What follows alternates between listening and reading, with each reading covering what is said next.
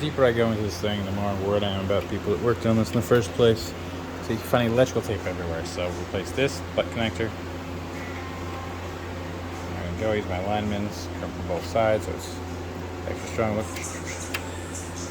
Alright. This one, some different electrical tape because they had a little wire sticking out. Do this properly. Take a few wires, trim. Come on, focus. There we go, about half an inch. Twist them together as tight as you can. You got alignments. Hi, I have alignments. This is what we use. Alright. Now, little crimp connector.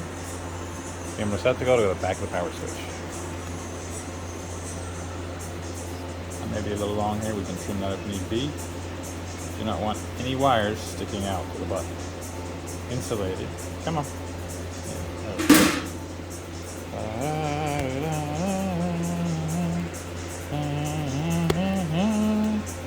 One side, double side. There we go. That's what it should be. Look. Yank, yank, yank, yank. Nothing. Alright. Other side gets a butt connector.